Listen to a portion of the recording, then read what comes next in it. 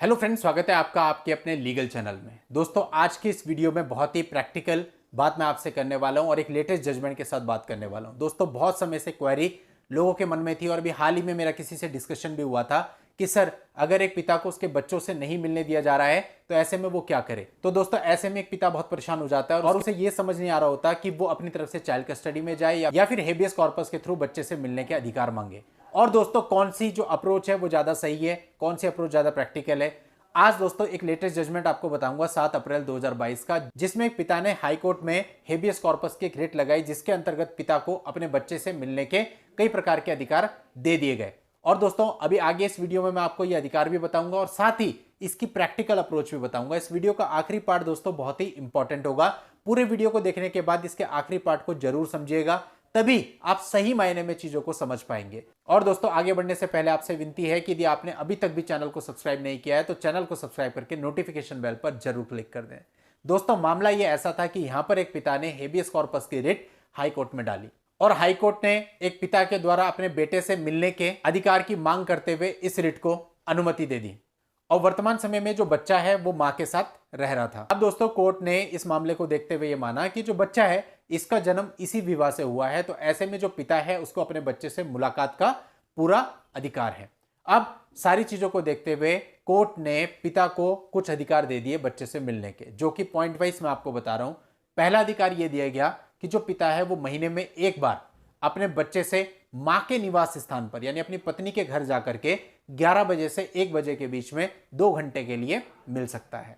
दूसरा अधिकार यह दिया कि होली दिवाली जैसे त्योहारों पर त्योहार से एक दिन पहले 2 घंटे के लिए पत्नी के निवास स्थान पर वो अपने बच्चे से मिल सकता है। और तीसरा यह कहा कि जो पत्नी का निवास स्थान है वहां पर वो किसी भी प्रकार का व्यवधान उत्पन्न नहीं करेगा। ये दोस्तों उसको अधिकार दे दिए गए मिलने के। अब दोस्तों, जैसे कि मैंने कहा था, इस वीडियो के एंड वाले पार्ट को जरूर समझिएगा। इस एंड वाले पार्ट में मैं आपको 2 चीजें समझाना चाहता हूं जो कि इस मामले में बहुत इंपॉर्टेंट है। सबसे पहले, जब बच्चा पिता से अलग हो जाता है और पत्नी को अलग रहते हुए 3 महीने या 4 महीने हो जाते हैं तो पिता के अंदर एक आग जलने लगती है कि इतने समय से मैं अपने बच्चे से अलग हूं। और जब वो चाइल्ड कस्टडी पे बात करता है और हम उसको कहते हैं कि भैया इंटरिम रिलीफ मिलने में आपको 8-10 महीने लग जाएंगे, तो उसका पहला प्रश्न शॉकिंग रिएक्शन के साथ यही होता है, सर मतलब 10 महीने तक मैं अपने बच्चे से नहीं मिल पाऊंगा। रियलिटी क्या है देखिए। अभी इसी मामले की बात करते हैं जिसके बारे में मैंने आपको बताया। यह मामला 2019 में दायर हुआ था, मतलब जो रिट थी हेबियस कॉर्पस की 2019 में दायर हुई थी।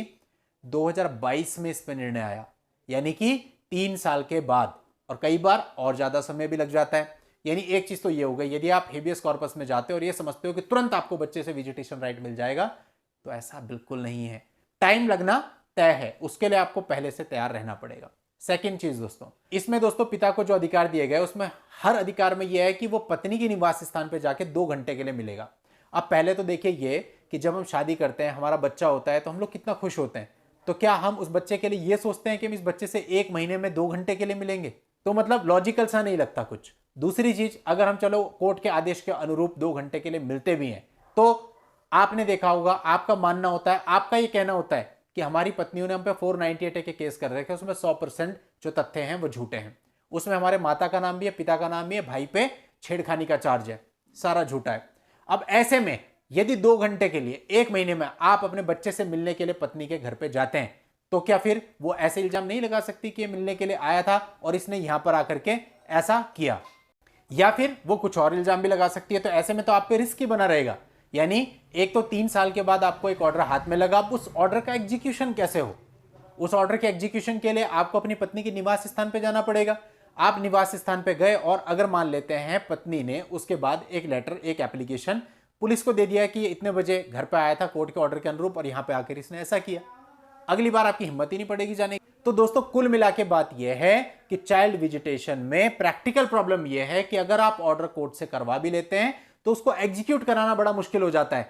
और एक बच्चा जो इतने समय से अपने पिता से नहीं मिला, 3 साल तो मामला चलते हुए हो गया, तो दोस्तों ऐसे में वो बच्चा आपको पहचानने से भी इनकार कर देगा। वो पूरी तरह से दूसरी पार्टी के इन्फ्लुएंस में होगा और दूसरी पार्टी जो कहेगी पुलिस के सामने, हो सकता है बच्चा वही कह दे। तो ऐसे में आपको क्या मिला?